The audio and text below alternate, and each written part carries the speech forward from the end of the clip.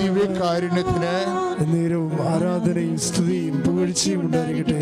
ഞാൻ പതുക്കെ വിഷയത്തിലേക്ക് വരികയാണ്. നിങ്ങളത് ധ്യാനിച്ചിരിക്കണം. നമ്മൾ വളരെ ഗൗരവപരമായ ഒരു ജീവിത പ്രശ്നങ്ങൾ നമ്മൾ കർത്താവിൻ്റെ പ്രകൃതി പരിശോധിച്ചുകൊണ്ട് ആധ്യാത്മിക പരിഷ്കാരം, ആധ്യാത്മിക പ്രബുദ്ധത വളർത്തുകയാണ്. ആധ്യാത്മിക പ്രബുദ്ധത പ്രധാനപ്പെട്ടൊരു ജീവിക്കാൻ ഏറ്റവും അത്യാവശ്യമായ കാര്യമാണ്.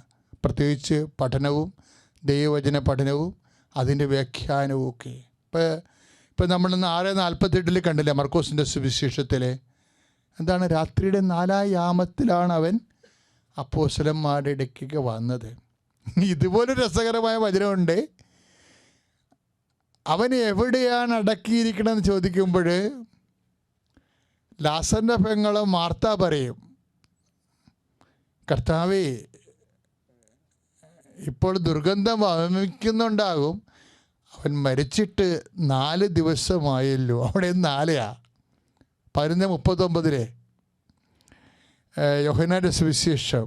അതും വെച്ച് താമസിപ്പിച്ചതാണ്. അതും താമസിച്ചതാണ്. അത് ശരിയല്ലേ അച്ഛൻ പറയണത്? അവിടെ 4. അത് വേണമെങ്കിലും കർത്താവിന് വേണമെങ്കിൽ നേരത്തെ ചെയ്യാമായിരുന്നു 2 കാര്യങ്ങളും. അപ്പോൾ ദൈവം വേണ്ടെന്ന് വെച്ചിട്ടാണ്. That is my point. വേണമെങ്കിൽ കർത്താവ് ഈ 2 കേസുകളും നേരത്തെ ചെയ്യാമായിരുന്നു. ശരിയല്ലേ? പിന്നെന്താ? കർത്താവ് വേണ്ടെന്ന് വെച്ചിട്ടാ. കർത്താവ് ഒരു കാര്യം വേണ്ടെന്ന് വെക്കുമ്പോൾ it will have a greater reason. അതതിൻ്റെ വിഷയം. കർത്താവ് ഒരു വിഷയം വെച്ച് താമസിപ്പിക്കുമ്പോൾ you can expect a greater miracle. പ്രാർത്ഥിക്കുക, കർത്താവായ ദൈവമേ, എൻ്റെ ജീവിതത്തിൽ പല കാര്യങ്ങളും നീ ഇടപെടാതെ കർത്താവേ പരിശുദ്ധാത്മാവിനെ അഭിഷേകം ചെയ്ത് വിശ്വാസവും പ്രത്യാശയും ദൈവസ്നേഹവും അഭിഷേകമായി നൽകണമേ. ഓ ആരാധനേ, യേശുവേ നന്ദി. ഹല്ലേലൂയ ഹല്ലേലൂയ ഹല്ലേലൂയ ഹല്ലേലൂയ ഹല്ലേലൂയ ഹല്ലേലൂയ യേശുവേ ഹല്ലേലൂയ ഹല്ലേലൂയ. ഓ അഗ്നി അഭിഷേകമേ, ഓ അഗ്നി അഭിഷേകമേ, കാറ്റായി വീശണമേ, ഈ കാറ്റായി വീശണമേ. ഓ അഗ്നി അഭിഷേകമേ, ഓ അഗ്നി അഭിഷേകമേ, കാറ്റായി വീശണമേ, തീ കാറ്റായി വീശണമേ. പരിശുദ്ധ പരമദിവ്യകാരുണ്യത്തിന് എന്നേരവും ആരാധനയും സ്തുതിയും പുകഴ്ചയും ഉണ്ടായിരിക്കട്ടെ. പരിശുദ്ധ പരമദിവ്യകാരുണ്യത്തിന് എന്നേരവും ആരാധനയും സ്തുതിയും പരിശുദ്ധ പരമദിവ്യകാരുണ്യത്തിന് എന്നേരവും ആരാധനയും സ്തുതിയും പുകഴ്ചയും ഉണ്ടായിരിക്കട്ടെ. ഇവിടെ ഈ ആരാധന പ്രകടനമൊക്കെ ചെല്ലുമ്പോഴേ ചങ്കയെ കൊണ്ട് ചെല്ലണം, അല്ല ചുണ്ടയെ കൊണ്ട് ചെല്ലരുത്. ചങ്കയെ കൊണ്ട് ചെല്ലിയാൽ മാത്രമേ കർത്താവിനത് തൊടത്തുള്ളൂ. അപ്പോൾ ഇവിടുന്ന് ആരാധന പ്രകടനം കേൾക്കുമ്പോൾ കൈ നെഞ്ചത്ത് വെച്ച് നിങ്ങളും പറയണം, പരിശുദ്ധ പരമ ദിവ്യകാരുണ്യത്തിന് എന്നേരവും ആരാധനയും സ്തുതിയും പുകഴ്ചയും. അപ്പോൾ എവിടെയാണ് നിൽക്കണതെന്ന് ഓർക്കണം. അടുക്കളയിലായിരിക്കും ചിലപ്പോൾ നിങ്ങൾ നിൽക്കണത്, അല്ലെങ്കിൽ നിങ്ങൾ ഏതെങ്കിലും യാത്രയിലായിരിക്കും, വണ്ടിയിലായിരിക്കും. പക്ഷെ അതൊന്നും പ്രശ്നമില്ല. കൈ നെഞ്ചത്ത് വെച്ച് പറയണം, കാര്യം നീ കർത്താവിൻ്റെ മുമ്പിലാണ് നിൽക്കുന്നത് ഓർത്തേക്കണം. സ്തുതിക്കട്ടെ. ഹല്ലേലൂയ യേശുവേ സ്തോത്രം. ഹല്ലേലൂയ ഹല്ലേലൂയ ഹല്ലേലൂയ ഹല്ലേലൂയ ഹല്ലേലൂയ ഹല്ലേലൂയ യേശുവേ നന്ദി. ഹല്ലേലൂയ. അങ്ങേ ആത്മാർത്ഥമായിട്ട് ആരാധിക്കുന്നവനെ അടിപ്പിടുന്ന പോലെ അങ്ങ് സ്പർശിക്കണമേ കർത്താവേ. നമ്മുടെ രോഗികളെ സുഖപ്പെടുത്തണമേ കർത്താവേ. ഹൃദയങ്ങളെ സ്പർശിക്കണ കർത്താവേ. ആരോഗ്യങ്ങളെ ഉയർക്കണ കർത്താവേ. സ്തുതിക്കട്ടെ. ഹല്ലേലൂയ ഹല്ലേലൂയ ഹല്ലേലൂയ ഹല്ലേലൂയ. ആരാധന ആരാധന ആരാധന ആരാധന ആരാധന ആരാധന ആരാധന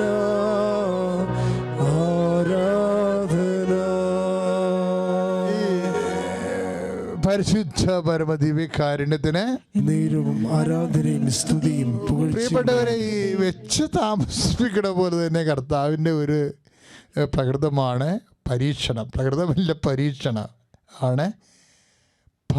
അവഗണിക്കുന്നതായിട്ട് ഭാവിക്കുക. ഇത് നമ്മൾ നേരത്തെ ധ്യാനിച്ച വിഷയമാണ് ഒരു 2 ആഴ്ച മുമ്പ്. ഞാനിപ്പോൾ ഈ വെച്ച് താമസിപ്പിക്കുന്ന വിഷയത്തിൻ്റെ ഇടയ്ക്ക് വരുമ്പോഴേ എന്തിനാ അച്ഛൻ ഇങ്ങനെ പറഞ്ഞു തരണമെന്നറിയാവോ? യു മസ്റ്റ് ഹാവ്, അതായത് കർത്താവുമായി നമ്മൾ ഇടപെടുമ്പോൾ നമുക്ക് പ്രത്യാശയില്ലാതെ നമുക്ക് വിശ്വാസം കൊണ്ട് മാത്രം പോരാണ്ട് വരും. ഇപ്പം നമ്മളെ പെന്തക്കോസ്തായിക്ക് ഒരുങ്ങുകയാണ്. പക്ഷേ എൻ്റെ മക്കൾ പ്രാർത്ഥിക്കേണ്ടത് എന്തിനാ? പരിശുദ്ധാത്മാവേ കർത്താവുമായിട്ട് ജീവിക്കാനുള്ള പ്രത്യാശ തരണമേ. ഒന്ന് നെഞ്ചത്ത് വെച്ച് പ്രാർത്ഥിച്ചേ. കർത്താവിൻ്റെ ആത്മാവേ യേശുവുമായി ജീവിക്കാനുള്ള പ്രത്യാശ നൽകണമേ. യേശുവുമായി ജീവിക്കാനുള്ള പ്രത്യാശ നൽകണമേ. ഹല്ലേലൂയ ഹല്ലേലൂയ ഹല്ലേലൂയ ഹല്ലേലൂയ ഹല്ലേലൂയ ഹല്ലേലൂയ ഹല്ലേലൂയ യേശുവേ നന്ദി. ഹല്ലേലൂയ ഹല്ലേലൂയ ഹല്ലേലൂയ ആരാധന ആരാധന. ഓ അഗ്നി അഭിഷേകമേ, ഓ അഗ്നി അഭിഷേകമേ, കാറ്റായി വീശണമേ, നീ കാറ്റായി വീശണമേ. ഓ അഗ്നി അഭിഷേകമേ, ഓ അഗ്നി അഭിഷേകമേ, കാറ്റായി വീശണമേ, നീ കാറ്റായി വീശണമേ. പരിശുദ്ധ പരമദിവ്യകാരുണ്യത്തിന് എന്നേരവും ആരാധനയും സ്തുതിയും പുകഴ്ചയും ഉണ്ടായിരിക്കട്ടെ. ഞാൻ എന്താ അങ്ങനെ പറഞ്ഞെന്നറിയാവോ? ഈശോക്ക് ഇങ്ങനെ അവഗണിക്കണ പോലെയുള്ള ഇങ്ങനെ ഭാവിക്കണ പരിപാടിയൊക്കെ ഉണ്ട്. അപ്പോൾ നമുക്ക് തോന്നുന്നു ദൈവം നമ്മളെ അവഗണിച്ചു, ഒഴിവാക്കി, എൻ്റെ പാപം കൊണ്ടാണ്, പൂർവികരുടെ ദോഷം കൊണ്ടാണൊക്കെ ചിന്തിച്ച് നമ്മളുടനെ പ്രാർത്ഥനയിൽ ഡൗൺ ആകും. അങ്ങനെ ചെയ്യരുത്, മണ്ടത്തരം അത്. കർത്താവ് ഇപ്പോൾ തന്നെ ഉദാഹരണത്തിന് ഇപ്പം നമ്മളെ വായിച്ച സുവിശേഷമില്ലേ, മർക്കോസിൻ്റെ 6-ാം അധ്യായം. അവിടെ എന്താ കഴിഞ്ഞ ആഴ്ച നമ്മൾ കണ്ടതാ. ഇത് ആവർത്തിക്കുന്ന കണക്കാക്കരുത്. നമ്മളൊന്ന് ഈ ഒരു വിഷയവുമായിട്ടൊന്ന് കൂട്ടുവെച്ച് നോക്കുകയാണ്, ധ്യാനിച്ച്. അതായത് അവർ കർത്താവ് 4-ാം യാമത്തിലാണ് വന്നതെങ്കിലും അവരെ കടന്നു പോകാൻ ഭാവിച്ചു എന്നാണ് കിടക്കണത്. 6:48 മൈൻഡ് ചെയ്യണില്ല. അവരെ കടന്നു പോകാൻ ഈ വിശ്വാസ ജീവിതം, മക്കളെ, വിശ്വാസം, ഫെയ്ത്ത് ഈസ് എ ചാലഞ്ച്. വിശ്വാസം ഒരു വെല്ലുവിളിയാണ് ശരിക്കും.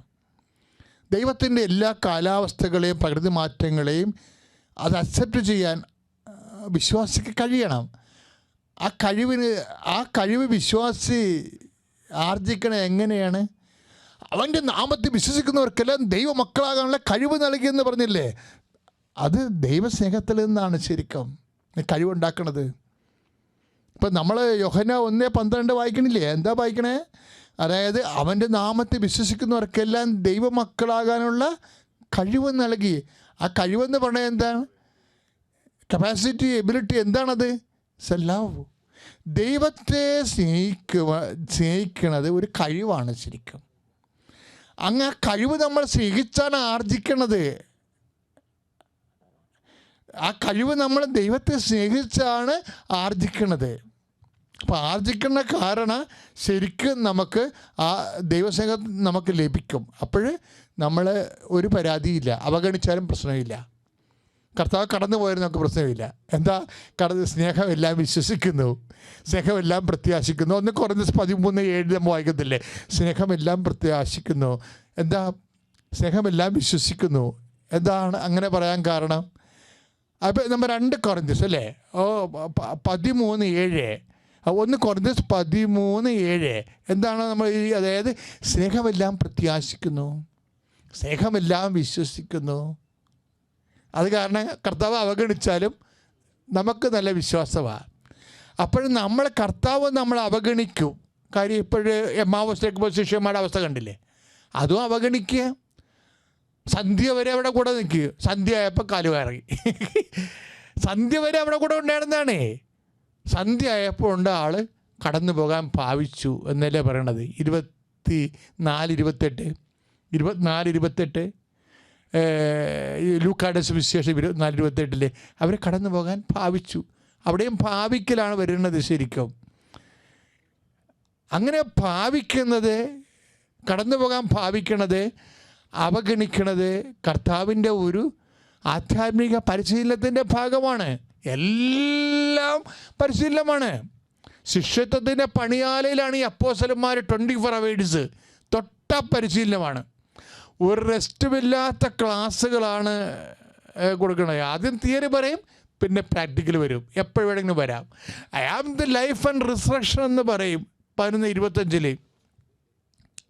ഞാനാണ് ജീവനും പുനരുദ്ധാനവും എന്ന് പറയും യോഹന്നാന്റെ സുവിശേഷത്തിൽ. അത് പ്രസ്താവനയാണ്.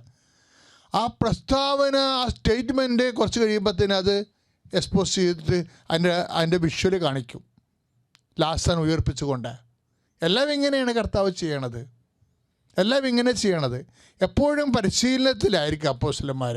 അതിൽ അവൻ രഹസ്യമായി ആയിരുന്നു, കാരണം അവൻ ശിഷ്യന്മാരെ പഠിപ്പിക്കുകയായിരുന്നു എന്ന് പറയത്തില്ലേ. അപ്പോൾ ശിഷ്യന്മാരെ പഠിപ്പിക്കണത് തുടരുകയാണ് ശരിക്കും. അപ്പോൾ ഈ പഠിക്കുന്നവർക്ക് എന്തിനാണ് നമ്മളെ പഠിപ്പിക്കണത്? എന്തിനാണ് കർത്താവ് നമ്മളെ പഠിപ്പിക്കണത്? എന്തിനാ? നമ്മൾ പരിഭ്രാന്തരാകും ചിലപ്പോഴേ. ജനക്കൂട്ടത്തെ കണ്ടപ്പോൾ, അങ്ങനെ ഒരു വചനമില്ലേ കർത്താവ്, അതായത് ജനക്കൂട്ടത്തെ കണ്ടപ്പോൾ അവന് അനുകമ്പ തോന്നി. എന്താണ് അനുകമ്പ തോന്നാൻ കാരണം? അവൻ ഇടയനില്ലാത്ത ആടുകളെ പോലെ ആയിരുന്നെന്ന്. ഇടയനില്ലാത്ത ആടുകളുടെ പ്രശ്നം എന്താണ്? അവർ പരിഭ്രാന്തരാണ്, നിസ്സഹായരാണ്. അതാണ് മർക്കോസിൻ്റെ, നമ്മൾ മത്തായിയുടെ സുവിശേഷമില്ലേ 9-ാം അധ്യായത്തിൽ വായിക്കുന്നുണ്ട്. ശ്രുതികട ഹല്ലേലൂയ, യേശുവേ സ്തോത്രം, സ്തോത്രം, ഹല്ലേലൂയ, ഹല്ലേലൂയ, ഹല്ലേലൂയ, യേശുവേ നന്ദി, ഹല്ലേലൂയ, ഹല്ലേലൂയ, ഹല്ലേലൂയ, യേശുവേ ആരാധന, ആരാധന, ആരാധന, ഹല്ലേലൂയ, ഹല്ലേലൂയ, ഹല്ലേലൂയ, ഹല്ലേലൂയ, ഹല്ലേലൂയ, ഹല്ലേലൂയ. ആദ്യം തന്നെ അമ്മ മാതാവിനും തിരുകുമാരനും ഒരുപാട് നന്ദിയുണ്ട്. എൻ്റെ പേര് ഭദ്ര എന്നാണ്. ഞാൻ തൃശ്ശൂർ ജില്ലയിൽ നിന്നാണ് വരുന്നത്. ഞാൻ 2022 ഒക്ടോബറിലാണ് ഉടമ്പടി എടുക്കുന്നത്. അപ്പോൾ ആദ്യമൊന്നും എനിക്ക് വിശ്വാസം ഉണ്ടായിരുന്നില്ല. പക്ഷേ എൻ്റെ അമ്മയ്ക്ക് ഭയങ്കര വിശ്വാസമായിരുന്നു. അമ്മ ഉടമ്പടി എടുത്ത് വീട്ടിൽ പ്രാർത്ഥിക്കുന്നുണ്ടായിരുന്നു. ആ സമയത്ത് എനിക്ക് ജോലി ഉണ്ടായിരുന്നില്ല. ഞാൻ ജേർണലിസം പഠിച്ച ഒരാളാണ്. അപ്പോൾ എനിക്ക് ജോലി ഉണ്ടായിരുന്നില്ല. അപ്പോൾ അതിൻ്റെയൊക്കെ ഒരു ഭയങ്കര ബുദ്ധിമുട്ടൊക്കെ ആ സമയത്ത് ഉണ്ടായിരുന്നു. അപ്പോൾ അമ്മ ഇങ്ങനെ പ്രാർത്ഥിക്കുന്ന സമയത്ത് അമ്മ എന്നെ എപ്പോഴും വിളിക്കുമായിരുന്നു, കൂടെ ഇരുന്ന് പ്രാർത്ഥിക്കാനൊക്കെ പറയുമായിരുന്നു. പക്ഷെ ഞാൻ ആദ്യഘട്ടത്തിലൊന്നും അങ്ങനെ പോയിരുന്നില്ല. പിന്നെ അത് കഴിഞ്ഞ് കുറച്ച് ഞാൻ അമ്മയുടെ കൂടെ ഇങ്ങനെ ഇരുന്ന് എന്താ ചെയ്യണമെന്നൊക്കെ ഇങ്ങനെ നോക്കി കണ്ടൊക്കെ ഇങ്ങനെ ചെയ്യുമായിരുന്നു. അപ്പം ആ സമയത്ത് ഞാനിങ്ങനെ മാതാവിനോട് പറഞ്ഞു, എനിക്ക് ജോലി കിട്ടുകയാണെങ്കിൽ ഞാൻ തീർച്ചയായിട്ടും കൃപാസനത്തിൽ വരാം എന്ന് പറഞ്ഞിട്ടുണ്ടായിരുന്നു. അത് പറഞ്ഞ് 2 ദിവസം കഴിയുമ്പോഴത്തേക്ക് എനിക്ക് കേരള വിഷൻ എന്ന് പറയുന്ന ചാനലിൽ നിന്ന് ഇൻ്റർവ്യൂവിന് വിളിക്കുകയാണ്. അപ്പം ഞാൻ ഇൻ്റർവ്യൂ അറ്റൻഡ് ചെയ്യുന്നു. പക്ഷേ ഇൻ്റർവ്യൂ അറ്റൻഡ് ചെയ്തിട്ട് എനിക്ക് ആ ഒരു സെലക്ഷൻ കിട്ടിയിട്ടുണ്ടായിരുന്നില്ല. അന്ന് എനിക്ക് ഭയങ്കര ദേഷ്യമായിരുന്നു. ഞാൻ അമ്മയോട്, എനിക്കൊരു വിശ്വാസം എന്താണെന്ന് വെച്ച് കഴിഞ്ഞാൽ അമ്മ കൂടെ വന്നു കഴിഞ്ഞാൽ എനിക്ക് എന്തായാലും ജോലി കിട്ടുന്നുണ്ടായിരുന്നു. പക്ഷേ എൻ്റെ അമ്മയല്ല വന്നിട്ടുണ്ടായിരുന്നത്. അപ്പോൾ അതുകൊണ്ട് അമ്മയുടെ അടുത്ത് എനിക്ക് ഭയങ്കര ദേഷ്യമായിരുന്നു. ഞാൻ അമ്മേനെ ഭയങ്കര ചീത്തയൊക്കെ വിളിച്ചിട്ടുണ്ടായിരുന്നു ആ സമയത്ത്. ഞാൻ മാതാവിനോട് ഞാൻ പറഞ്ഞു, ഞാൻ ഇനി പ്രാർത്ഥിക്കാൻ എന്തായാലും അമ്മയുടെ കൂടെ ഇരിക്കില്ല. കാരണം ഞാൻ അത്രയും പ്രതീക്ഷിച്ചിട്ട് പോലും എനിക്ക് കിട്ടിയില്ലല്ലോ. കാരണം എനിക്കൊരു അഹങ്കാരം ഉണ്ടായിരുന്നു, കഴിവുണ്ട്. പക്ഷേ എനിക്ക് എന്തുകൊണ്ടാണ് അവർ ചോദിച്ച എല്ലാ ചോദ്യത്തിനും ഞാൻ ഉത്തരം പറഞ്ഞു, പക്ഷേ സെലക്ഷൻ കിട്ടിയിട്ടുണ്ടായിരുന്നില്ല. അപ്പോൾ ഞാൻ മാതാവിനെ പോലും ഞാൻ തള്ളിപ്പറഞ്ഞൊരു സമയമുണ്ടായിരുന്നു. അത് കഴിഞ്ഞ് അവിടുന്ന് ഞാൻ അത്രയും കരഞ്ഞ് എൻ്റെ അമ്മേനെ പോലെ ചീത്ത വിളിക്കുകയായിരുന്നു ഉണ്ടായിരുന്നത്. പക്ഷെ അമ്മയും കരയുന്നുണ്ട്. കരഞ്ഞിട്ട് അമ്മ മെഴുകുതിരി കത്തിച്ച് പ്രാർത്ഥിക്കുക, അങ്ങനെയൊക്കെയായിരുന്നു. അവിടുന്ന് 4-5 ദിവസം കഴിഞ്ഞപ്പോഴത്തേക്കും എനിക്ക് മെയിൽ വരികയാണ്, സെലക്ഷൻ ആയിട്ടുണ്ട്, ജോയിൻ ചെയ്യാൻ പറഞ്ഞിട്ട്. പക്ഷേ എൻ്റെ സാലറി എന്ന് പറയുന്നത് 15,000 രൂപയാണ്. അപ്പോൾ എനിക്ക് 15,000 രൂപ കൊണ്ട് എനിക്കൊന്നും ആവില്ല, കൊച്ചിയിൽ ചെന്ന് നിന്നിട്ട് ഒന്നും ആവില്ല. അപ്പം ഞാൻ പറഞ്ഞു, മാതാവേ എനിക്ക് ജോലി തന്നതിന് വളരെയധികം നന്ദിയുണ്ട്, പക്ഷേ എനിക്ക് 15,000 രൂപ കൊണ്ട് ഒന്നും ആവില്ല, കുറച്ചും കൂടിയും എന്തെങ്കിലും കിട്ടുകയാണെങ്കിൽ നന്നായിരുന്നു എന്ന് പറഞ്ഞു.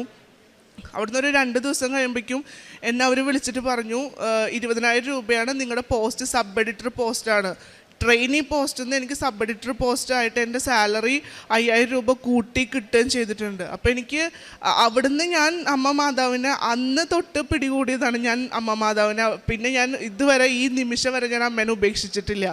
ഞാൻ അതിനുശേഷം കൃപാസനത്തിൽ വന്ന് ഉടമ്പടി എടുത്തിട്ട് ആ സമയത്ത് ഭയങ്കര എനിക്ക് എൻ്റെ ഫ്രണ്ട്സിൻ്റെ അടുത്ത് പോലും ഞാൻ പ്രാർത്ഥിക്കാനിരിക്കുമ്പോൾ ഞാൻ എൻ്റെ ഫ്രണ്ട്സിൻ്റെ അടുത്ത് പോലും അടുത്ത് വന്നിരിക്കുക ഇത് ഇങ്ങനെയൊക്കെയാണ് അമ്മയുടെ അത്ഭുതങ്ങൾ കാര്യങ്ങൾ എന്ന് പറഞ്ഞ സാക്ഷ്യമടക്കം അവരെന്നെ കേൾപ്പിച്ചിട്ടുണ്ടായിരുന്നു ഹോസ്റ്റലിലുള്ള സമയത്ത്. പിന്നെ അവിടുന്ന് ഒരു കൊല്ലം കഴിഞ്ഞ് 2023 നവംബറിൽ ഞാൻ തമിഴ്നാട്ടിലൊരു ടൂറിന് പോയി ഫ്രണ്ട്സിൻ്റെ കൂടെ.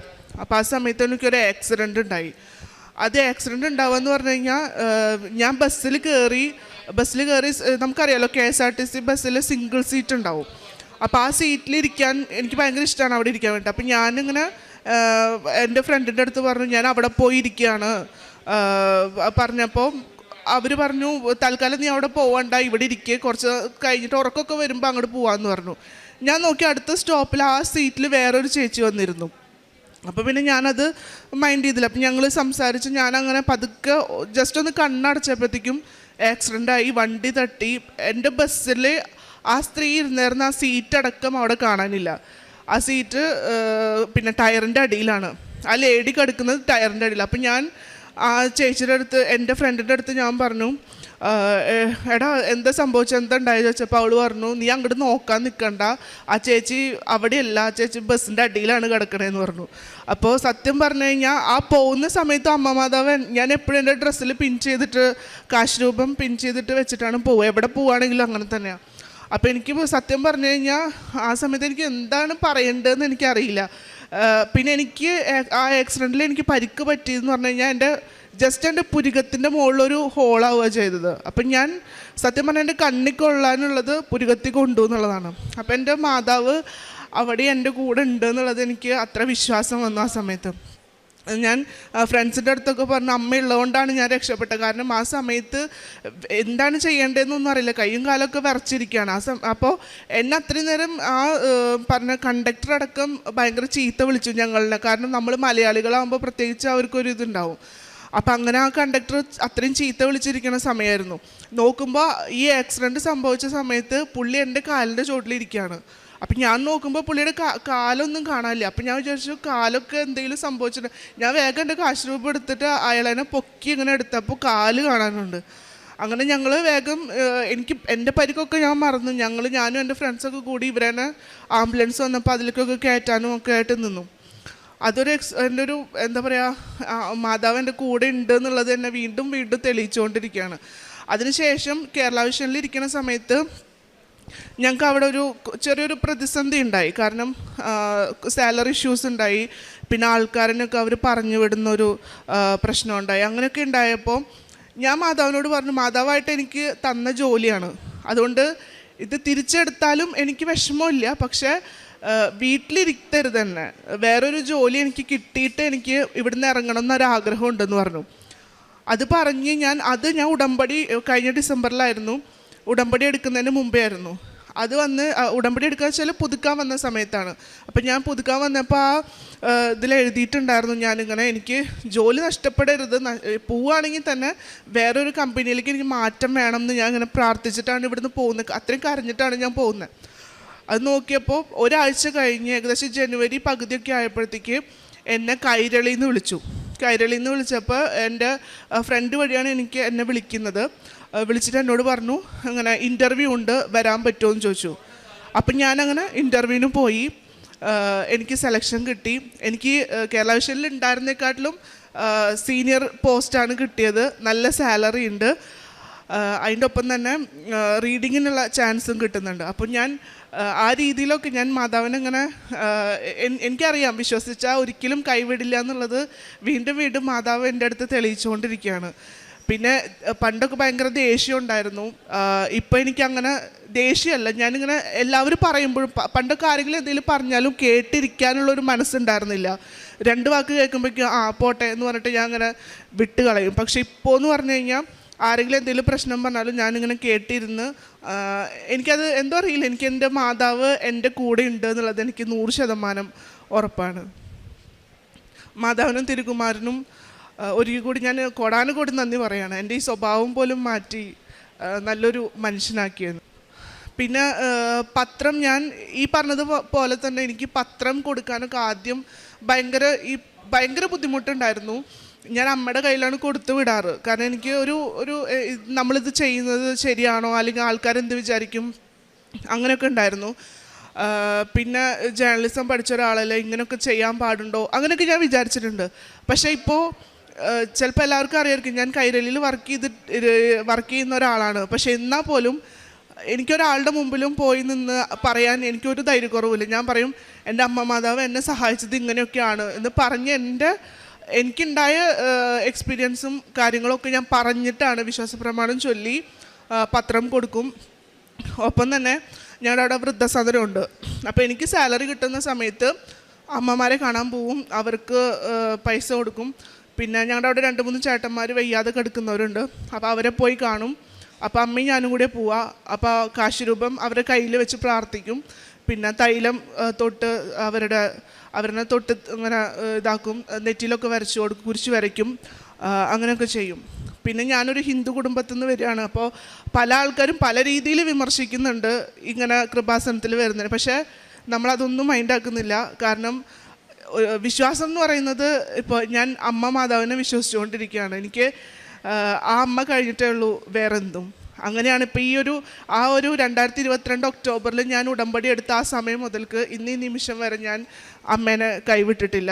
അമ്മ എന്നെയും കൈവിടില്ല എന്ന് എനിക്ക് 100% ഉറപ്പുണ്ട്. അതെ, അമ്മ മാതാവിനും തിരുകുമാരനും ഒരുപാട് കോടാനുകോടി നന്ദിയുണ്ട്. എത്ര നന്ദി പറഞ്ഞാലും എനിക്ക് മതിയാവില്ല. കാരണം അത്രമാത്രം സഹായിക്കുന്നുണ്ട്. തളർന്നു പോകുന്ന പല ഘട്ടങ്ങളിലും എന്നെ അമ്മ സഹായിച്ചിട്ടുണ്ട്. ജോലി പോയി വീട്ടിലിരിക്കരുതെന്ന് പറഞ്ഞ ആ സമയത്തൊക്കെ തന്നെ അമ്മ എനിക്ക് എന്താ വേണ്ടത് നമ്മൾ ചോദിക്കേണ്ട ആവശ്യമില്ല, ആ സമയത്ത് അമ്മ നമ്മുടെ കയ്യിൽ കൊണ്ടു തരുന്നു എന്നുള്ളതാണ്. മനസ്സറിഞ്ഞ് അമ്മ പ്രവർത്തിക്കുന്നുണ്ട്. എൻ്റെ സ്വന്തം അമ്മേനെ പോലെ തന്നെ അമ്മേൻ്റെ കൂടെ ഉണ്ട് എന്നുള്ളതാണ്. ഞാൻ പണ്ട് മുതൽക്കേ, ഞങ്ങളുടെ അടുത്തൊക്കെ ക്രിസ്ത്യൻസാണ് താമസിക്കുന്നത്. അപ്പം പണ്ട് മുതൽക്കേ ക്രിസ്ത്യൻ പാട്ടുകൾ ഞാൻ കൊന്തയൊക്കെ ചൊല്ലാറുണ്ട് പണ്ട് ചെറിയ കുട്ടിയായിരിക്കുമ്പോൾ.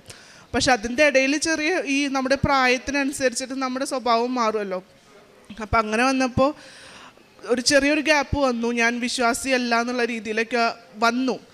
പക്ഷെ അതിൽ നിന്ന് അമ്മ എന്നെ തിരിച്ചു കൊണ്ടുവന്നു എന്നുള്ളതാണ്. എന്തായാലും അമ്മയ്ക്കും തിരുകുമാരനും ഒരുപാട് നന്ദിയുണ്ട്. ഈശോയ്ക്കും അമ്മ മാതാവിനും 1000 നന്ദി പറയുന്നു. എൻ്റെ പേര് ജാൻസി. ഞാൻ വയലാർ ഇടവകയിൽ നിന്നും വരുന്നു. ഞാൻ ഉടമ്പടി എടുത്തത് 2024 സെപ്റ്റംബർ 1-ാം തീയതിയാണ്. ഉടമ്പടിയിലൂടെ ഞാൻ മുന്നോട്ട് പോയിക്കൊണ്ടിരിക്കെ എനിക്ക് എൻ്റെ വലതുവശത്ത് ഒരു മരവിപ്പുണ്ടായി. അങ്ങനെ ഞാൻ ഈശോയോട് പ്രാർത്ഥിച്ചു, മാതാവ് എനിക്ക് എന്താണ് ഇങ്ങനെ, ഞാൻ ഉടമ്പടി എടുത്തതല്ലേ. അങ്ങനെ ഞാൻ ഉടമ്പടിയിലൂടെ മുന്നോട്ട് പോയിക്കൊണ്ടിരിക്കെ എനിക്ക് മരവിപ്പ് കൂടി വന്നു. അങ്ങനെ ഞാൻ ഡോക്ടറെ കാണാമെന്ന് വിചാരിച്ചു. ഡോക്ടറെ കാണാൻ ചെന്നു. ഡോക്ടറെ കണ്ടിരിക്കെ ഡോക്ടർ പറഞ്ഞു MRI സ്കാനിങ് ചെയ്യണം. MRI സ്കാനിങ് ചെയ്യാതെ ഒന്നും പറയാൻ പറ്റില്ല. അങ്ങനെ മരവ് പിന്നെയും കൂടി വന്നു. MRI സ്കാനിങ്ങിന് എന്നെ കൊണ്ടുപോയി. ഞാൻ പിന്നെ ഉടമ്പടി തൈലവും ഉടമ്പടി കാശുരവും ഉപയോഗിച്ച് ഞാൻ എൻ്റെ മാതാവിനെ വിളിച്ച് പ്രാർത്ഥിച്ചു. അങ്ങനെ ഞാൻ MRI ചെയ്യാനായിട്ട് എന്നെ കയറ്റി. എനിക്ക് ഭയങ്കര പേടിയായിരുന്നു. അങ്ങനെ ഞാൻ ഉടമ്പടി വസ്തുക്കൾ ഉപയോഗിച്ച് എന്നെ MRI സ്കാനിങ്ങിന് കയറ്റി കഴിഞ്ഞു. ഞാൻ പ്രാർത്ഥിച്ചു, മാതാവേ എനിക്കൊന്നും ഉണ്ടാകരുതേ. അങ്ങനെ ഞാൻ പ്രത്യക്ഷ പ്രാർത്ഥന ചൊല്ലിക്കൊണ്ട് ഞാൻ കിടന്നു. വിശ്വാസ പ്രമാണവും ഞാൻ ചൊല്ലിക്കൊണ്ട് കിടന്നു. അങ്ങനെ MRI സ്കാനിങ്ങിന് കഴിഞ്ഞു. ഡോക്ടർ സ്കാനിങ്ങിൻ്റെ റിസൾട്ട് പറഞ്ഞു. അങ്ങനെ ഡോക്ടർ പറഞ്ഞു എനിക്ക് കവർനോമ എന്നുള്ള അസുഖമാണ്. ആ അസുഖം പിന്നെ മാറണമെങ്കിൽ എൻ്റെ മോള് പറയൂ. ഈശോയ്ക്കും മാതാവിനും 1000 നന്ദി പറയുന്നു. എൻ്റെ പേര് ജിഫി. ഞാൻ മോളാണ്. ഞാൻ അമ്മയെ പ്രതിനിധീകരിച്ചാണ് ഇവിടെ സാക്ഷ്യം കണ്ടിന്യൂ ചെയ്യുന്നത്. ഞാൻ ഇതിനു മുമ്പ് ഈ അൾത്താരയിൽ സാക്ഷ്യം പറഞ്ഞിട്ടുള്ളതാണ്. എൻ്റെ വിദേശ ജോലിയായി ബന്ധപ്പെട്ട് ഞാൻ സാക്ഷ്യം പറഞ്ഞിട്ടുള്ളതാണ്. ഞാനിപ്പോൾ അയർലൻഡിൽ നഴ്സായിട്ട് വർക്ക് ചെയ്യുവാണ്. അന്ന് ഞാൻ പറഞ്ഞിട്ടുണ്ടായിരുന്നു എൻ്റെ അമ്മയായിട്ട് എൻ്റെ അമ്മയുടെ അസുഖം ഭേദമാക്കി ഞാനിവിടെ വന്ന് സാക്ഷ്യം പറയുമെന്ന്. ആ ഒരു അവസരം വീണ്ടും ലഭിച്ചതിന് അമ്മ മാതാവിന് 1000 നന്ദി പറയുന്നു. ഇന്ന് ഈ അൾത്താരയിൽ നിൽക്കുമ്പോൾ വളരെയധികം സന്തോഷവതിയാണ്. കാര്യം എൻ്റെ അമ്മയ്ക്ക് മുഖത്തിൻ്റെ വലത് ഭാഗത്ത് പെട്ടെന്നൊരു ദിവസം മരവിപ്പ് അനുഭവപ്പെടുകയും അതിൻ്റെ ഭാഗമായിട്ട് MRI എടുത്തു. ഡോക്ടർ അത് കാവർണോമ എന്ന് പറയുന്ന ഒരു അപൂർവ രോഗമാണത്. ലക്ഷത്തിൽ 1-2 പേർക്കൊക്കെ വരുന്ന ബ്രെയിനിൻ്റെ രക്തക്കുഴലുകൾക്ക് വരുന്ന ഒരു മാൽഫോർമേഷനാണ്. അപ്പം അതിന് മെഡിസിനായിട്ട് ചികിത്സയൊന്നുമില്ല. ഓൺലി ഓപ്ഷൻ സർജറി മാത്രമേ ഉള്ളൂ. അത് എടുത്ത് കളയുക എന്നുള്ളൊരു ഓപ്ഷൻ മാത്രമേ ഉള്ളൂ. പക്ഷേ ആസ് എ നേഴ്സ്, ഒരു നേഴ്സ് എന്ന നിലയിൽ എനിക്ക് അത് ഒരു ബ്രെയിൻ സർജറി ചെയ്താലുള്ള കോംപ്ലിക്കേഷൻസിനെ കുറിച്ച് എനിക്ക് നന്നായിട്ട് അറിയാം. അതുകൊണ്ട് എനിക്ക് ബ്രെയിൻ സർജറി ചെയ്യണമെന്ന് ഒരിക്കലും താല്പര്യം ഉണ്ടായിരുന്നില്ല. ഞാൻ ഉടമ്പടി നിൽക്കുന്നത് കൊണ്ട് എനിക്ക് ഈ അമ്മ മാതാവ് മാറ്റിത്തരുമെന്നുള്ള ഉറച്ച വിശ്വാസം എനിക്കുണ്ടായിരുന്നു. കാര്യം അമ്മയുടെ കാവർണോമ മിഡ് ബ്രെയിനിലാണ് വന്നിട്ടുള്ളത്. അപ്പോൾ അത് ഭയങ്കര കോംപ്ലിക്കേറ്റഡ് ആണ്. എടുത്ത് കളഞ്ഞാൽ തന്നെ ഒരു ബ്രെയിൻ സർജറി എത്രത്തോളം കോംപ്ലിക്കേഷൻ ആണെന്ന് അറിയാവുന്നത് കൊണ്ട് തന്നെ സർജറി ആയിട്ട് മുന്നോട്ട് പോകാൻ എനിക്ക് താല്പര്യമില്ലായിരുന്നു. അപ്പം ഉള്ള കാവർണോമയിൽ ബ്ലീഡിങ് ഉണ്ട്. ആ ബ്ലീഡിങ് ഫർദർ കൂടി കഴിഞ്ഞിട്ടുണ്ടെങ്കിൽ അതെടുത്ത് കളയാതെ വേറെ ഓപ്ഷൻ ഇല്ല എന്ന് ഡോക്ടർ പറഞ്ഞിരുന്നു. പക്ഷെ ഞങ്ങൾ പറഞ്ഞു ബ്രെയിൻ സർജറി ഇപ്പം വേണ്ട, ഞങ്ങൾ ഉടമ്പടിയിൽ നിൽക്കുവാണ്, അപ്പം മാതാവ് മാറ്റിക്കൊള്ളൂ എന്നുള്ള വിശ്വാസത്തിൽ ഞങ്ങൾ മുന്നോട്ട് പോയി. അപ്പം അമ്മ സ്ഥിരമായിട്ട് ഞാനും അമ്മയും അമ്മയുടെ ബ്രെയിനാണെന്ന് വിചാരിച്ച് ഞാനും ഉടമ്പടി തൈലം പേരിട്ട് പ്രാർത്ഥിക്കുമായിരുന്നു. അമ്മ സ്ഥിരമായിട്ട് ഉടമ്പടി തൈലം നേർച്ച വസ്തുക്കൾ ഉപയോഗിച്ച് പ്രാർത്ഥിക്കുമായിരുന്നു. അതിൻ്റെ ഫലമായിട്ട് ഡോക്ടർ പറഞ്ഞത് സർജറി ചെയ്യുന്നില്ലെന്നുണ്ടെങ്കിൽ വേറെ കോംപ്ലിക്കേഷൻസ് ഒന്നും ആവുന്നില്ലെന്നില്ല. 6 months കൂടുമ്പം അതിനെ ഫോളോ അപ്പ് ചെയ്തിട്ട് അതിൻ്റെ എത്രത്തോളം വളരുന്നുണ്ട് അല്ലെങ്കിൽ എത്രത്തോളം ബ്ലീഡിങ് ആവുന്നുണ്ട് അതനുസരിച്ച് ഫർദർ ഡിസിഷൻ എടുക്കാനുള്ള രീതിയിലായിരുന്നു പറഞ്ഞിരുന്നത്. പക്ഷെ ഞങ്ങൾ ഉറച്ചു വിശ്വസിച്ചു മാതാവ് മാറ്റിത്തരുമെന്നുള്ളത്. അങ്ങനെ അടുത്ത MRI സ്കാനിങ്ങിൽ ബ്ലീഡിങ് അമ്മയുടെ തൈലം ഉപയോഗിച്ചതിൻ്റെ ഭാഗമായിട്ട് ഞങ്ങൾ പൂർണ്ണമായിട്ട് വിശ്വസിക്കുന്നു. ആ മരവിപ്പും ഉണ്ടായിരുന്ന ബ്ലീഡിങ്ങും അത് സെറ്റിലായി, അത് സ്റ്റേബിളായി എന്നുള്ള റിപ്പോർട്ട് ഞങ്ങൾക്ക് കിട്ടി. പിന്നീടും അടുത്ത സ്കാനിങ് ഞങ്ങൾ വെയിറ്റ് ചെയ്തു. അടുത്ത 3ാമത്തെ സ്കാനിങ്ങിൽ ആ കാവർണോമ സ്റ്റേബിളാണ്, ഒരു കുഴപ്പമില്ലാതെ ബ്ലീഡിങ് എല്ലാം സ്റ്റോപ്പായിട്ട് അമ്മയുടെ മരവിപ്പ് എല്ലാം കംപ്ലീറ്റ് ആയിട്ട് മാറി. അത് അമ്മ മാതാവിൻ്റെ ഉടമ്പടിയിലൂടെ ലഭിച്ച ഉറപ്പും അമ്മ മാതാവിൽ ഞങ്ങൾക്ക് നൽകിയ സൗഖ്യമാണ് ഞങ്ങൾ പൂർണ്ണമായിട്ട് വിശ്വസിക്കുന്നു. കാര്യം ഈ ഒരു അസുഖം വന്നിട്ടുണ്ടെങ്കിൽ അത് സർജറി അല്ലാതെ വേറെ ഓപ്ഷനില്ല. അത് സർജറി ചെയ്താലുള്ള കോംപ്ലിക്കേഷൻസും വളരെ വലുതാണ്. ഈ ഒരു അസുഖം വളരെ റെയറായിട്ട് വരുന്നൊരു അസുഖം. ഈ ഒരു ആൾത്താരിൽ തന്നെ വേറൊരു കുട്ടി ഇതിന് സാക്ഷ്യം പറഞ്ഞിട്ടുണ്ട്. അത് ഭയങ്കര കോംപ്ലിക്കേഷൻസ് ആയിട്ട് മാതാവ് സൗഖ്യം കൊടുത്തൊരു കോംപ്ലിക്കേഷൻ ആയിരുന്നു, ഒരു സൗഖ്യമായിരുന്നത്. അപ്പോൾ അത് കേട്ടപ്പോഴത്തേക്കും അത്രയും വലിയ കോംപ്ലിക്കേഷൻസ് ആയിട്ട് പോലും അമ്മ മാതാവ് സൗഖ്യം തന്നെങ്കിൽ അമ്മയ്ക്കുണ്ടായിരുന്ന ബ്ലീഡിങ് അത് മാറ്റിക്കൊടുക്കുമെന്ന് എനിക്ക് വളരെ ഉറപ്പായിരുന്നു. കാര്യം പിന്നീട് കോംപ്ലിക്കേഷൻസ് ആണെങ്കിൽ സീഷറും സ്ട്രോക്കൊക്കെ വരാൻ വളരെ ചാൻസ് ഉള്ളൊരു അസുഖമായിരുന്നു. പക്ഷേ അമ്മ മാതാവിൻ്റെയും ഈശോയുടെയും അനുഗ്രഹം കൊണ്ട് മാത്രമാണ്, കൃപയും അനുഗ്രഹം കൊണ്ട് മാത്രമാണ് ഈ അസുഖം ഭേദമായി ഞങ്ങൾ പൂർണ്ണമായിട്ട് വിശ്വസിക്കുന്നു. പിന്നെ ഉടമ്പടി എടുത്തതിലൂടെ അമ്മ ഒത്തിരി ആത്മീയമായിട്ട് വളരാനായിട്ട് സഹായിച്ചു. ഇവർ ഒരു 10-12 പേര് ചേർന്നിട്ട് ഉടമ്പടിയുടെ ഒരു ഗ്രൂപ്പ് തുടങ്ങിയിട്ട് എല്ലാ മാസവും റെഗുലറായിട്ട് അനാഥാലയങ്ങളിൽ അവർ സ്വന്തമായിട്ട് ഫുഡ് ഉണ്ടാക്കി കൊടുക്കുകയും രോഗശൈലായവരെയൊക്കെ വിസിറ്റ് ചെയ്ത് അവർക്ക് വേണ്ടിയിട്ടുള്ള സാമ്പത്തികപരമായിട്ടും ഡ്രസ്സുകളും എല്ലാം അവർക്ക് കൊടുക്കുകയൊക്കെ ചെയ്തിട്ടുണ്ട്. പിന്നെ അവരെല്ലാ മാസവും റെഗുലറായിട്ട് അഖണ്ഡ ജപമാല ചൊല്ലി ഓരോരുത്തരുടെ നിയോഗങ്ങൾ വെച്ച് പ്രാർത്ഥിക്കുമായിരുന്നു. അങ്ങനെ ഒരു ദിവസം അമ്മ അഖണ്ഡ ജപമാല പങ്കെടുക്കുക വഴി അമ്മയ്ക്ക് സുഗന്ധാഭിഷേകം ലഭിച്ചിട്ടുണ്ട്. അത് അമ്മയ്ക്ക് ലഭിച്ച ഒരു ആത്മീയ അനുഭവമായിട്ട് അമ്മയുടെ പങ്കുവയ്ക്കുകയാണ്. പിന്നെ കുടുംബത്തിലാണെങ്കിലും ചെറുതും വലുതുമായിട്ടുള്ള ഒത്തിരി അനുഗ്രഹങ്ങൾ ലഭിച്ചിട്ടുണ്ട്. പ്രധാനമായിട്ടും കുടുംബസമാധാനം ലഭിച്ചിട്ടുണ്ട്. ഇതൊക്കെയാണ് അമ്മയ്ക്ക് കിട്ടിയ ഏറ്റവും വലിയ അനുഗ്രഹങ്ങളിലൊന്ന്. പിന്നെ എൻ്റെ കാര്യം ഒന്ന് പറയുവാണെങ്കിൽ ഒരു കാര്യം മെൻഷൻ ചെയ്യാതിരിക്കാൻ വയ്യ. ഞാനിവിടെ സാക്ഷ്യം പറഞ്ഞിട്ട് പോയിട്ടുള്ളൊരു വ്യക്തിയാണെന്ന് ഞാൻ പറഞ്ഞല്ലോ. അപ്പം ഞാൻ അയർലൻഡിൽ നേഴ്സായിട്ടാണ് വർക്ക് ചെയ്യുന്നത്. അവിടെ ഞാൻ അഡാപ്റ്റേഷൻ്റെ സമയത്ത് വളരെ സ്മൂത്തായിട്ട് തന്നെ എൻ്റെ അഡാപ്റ്റേഷൻ പോവുകയും വളരെ പ്രശ്നങ്ങളൊന്നും ഇല്ലാതെ തന്നെ പോവുകയും ചെയ്തു. അവസാനത്തെ എൻ്റെ ഫൈനൽ മീറ്റിങ്ങിൻ്റെ ടൈമിൽ എനിക്ക് സുഗന്ധാഭിഷേകം ലഭിക്കുകയുണ്ടായി. അങ്ങനെ മാതാവിൻ്റെ സംരക്ഷണവും കരുതലും എന്നും കൂടെ ഉണ്ടാകുമെന്നുള്ള ഉറപ്പ് എന്നും എനിക്ക് ലഭിക്കാറുണ്ട്. അതുപോലെ തന്നെ അമ്മയ്ക്ക് ഞാൻ വിദേശത്താണെങ്കിൽ പോലും ഉടമ്പടി എന്ന ഉറപ്പാണ് എന്നെ അവിടെ പിടിച്ചു നിർത്തുന്നത്. കാര്യം അമ്മയ്ക്ക് ഉണ്ടാകാൻ സാധ്യതയുള്ള കോംപ്ലിക്കേഷൻസ് എൻ്റെ മനസ്സിനെ ശക്തിപ്പെടുത്തുന്നത് മാതാവ് അമ്മയുടെ നീലക്കാപ്പയിൽ സംരക്ഷിക്കുമെന്നുള്ള ഉറപ്പാണ്. ആ സംരക്ഷണവും എന്ന് നിലനിർന്നു പോകുന്നതിനും ഒരു കുഴപ്പവുമില്ലാതെ മുന്നോട്ട് പോകുന്നതിനും 1000 നന്ദി പറയുന്നു.